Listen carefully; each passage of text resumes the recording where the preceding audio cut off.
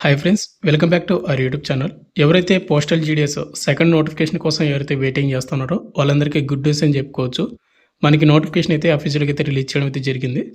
And ఈ నోటిఫికేషన్కి postal జీడీఎస్కి ఎలాంటి ఎగ్జామ్ కానీ కండక్ట్ అయితే చేయరనమాట. కేవలం మీకు క్వాలిఫికేషన్ వచ్చిన మార్కుల్ని బేస్ చేసుకొని సెలెక్ట్ అయితే చేస్తారు. అండ్ డాక్యుమెంట్ వెరిఫికేషన్ కండక్ట్ చేసి మీకు జాబ్ అయితే ఇవ్వడం అయితే జరుగుతుంది. అండ్ ఏజ్ లిమిట్ వచ్చేసి మనకు 18 నుండి 40 సంవత్సరాల పైకి అయితే మీకు ఏజ్ లిమిట్ అయితే ఉండాలి.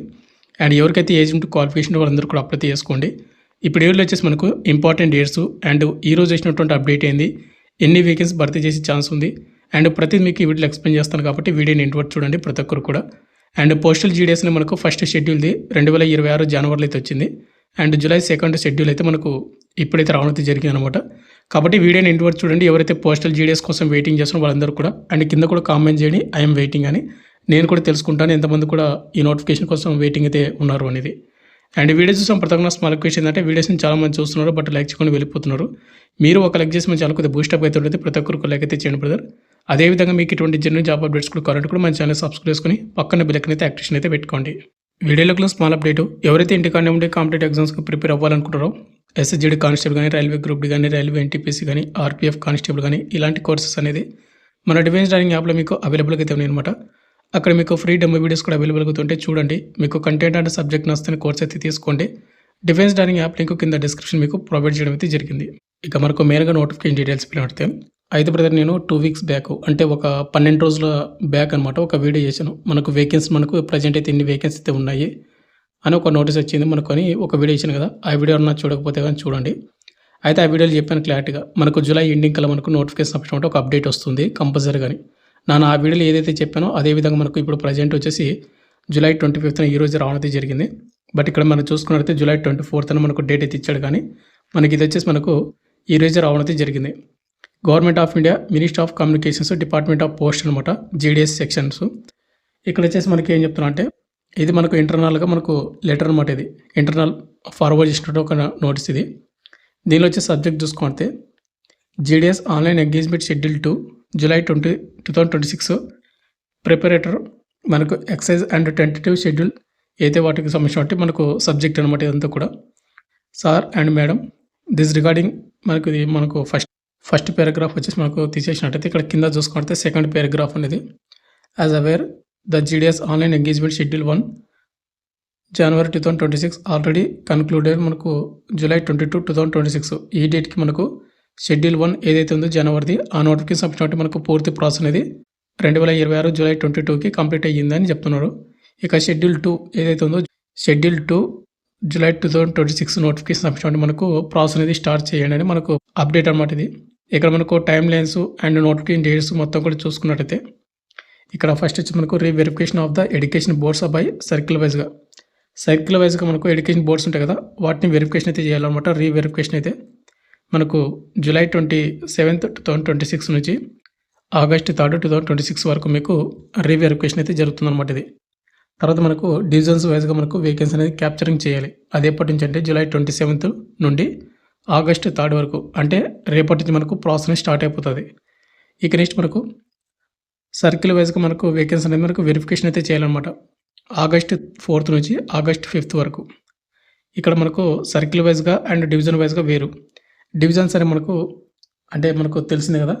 సర్కిల్స్ అంటే మనకు స్టేట్స్ అనమాట. ఏపీ, తెలంగాణ, కర్ణాటక, తమిళనాడు అనే సర్కిల్స్. సర్కిల్ వైజ్గా వేకెన్సీ మనకు వెరిఫికేషన్ అయితే చేయాల్సి ఉంటుంది.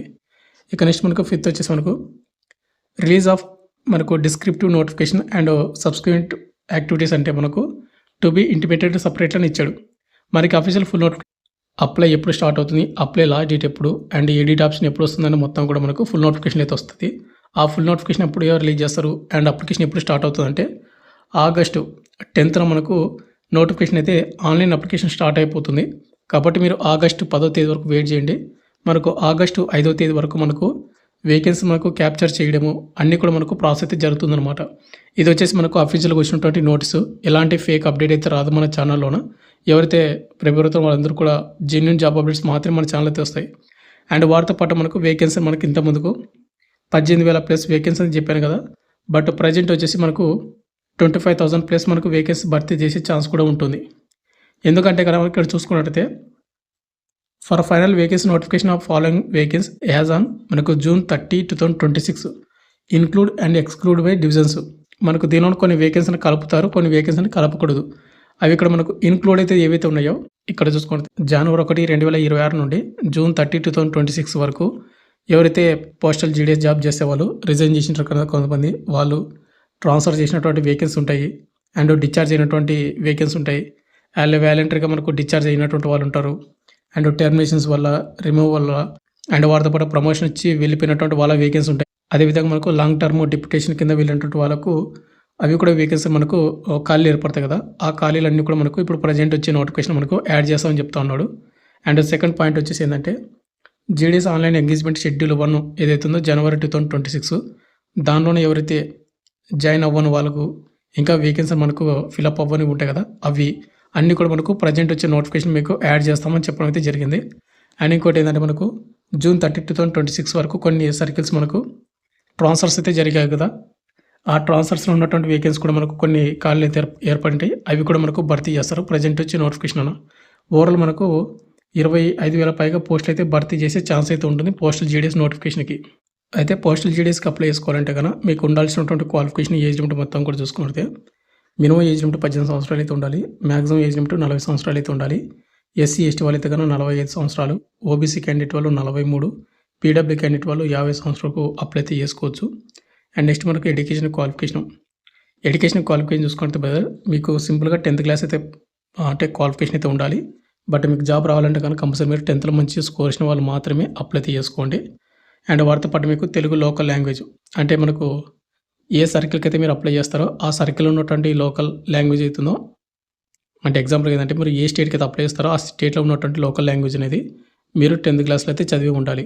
ఇప్పుడు ఎగ్జాంపుల్గా మీరు ఆంధ్ర తెలంగాణ వాళ్ళకి అప్లై చేసుకుంటే తెలంగాణ స్టేట్ కానీ ఆంధ్ర కానీ తెలుగు లోకల్ కాబట్టి తెలుగు సబ్జెక్ట్ అయితే చదివి ఉండాలి. ఒకవేళ మీరు నార్త్ ఈస్ట్ ఉన్నటువంటి పోస్ట్కి అప్లై చేసుకుంటే హిందీ సబ్జెక్టు హిందీ అయితే చదివి ఉండాలి.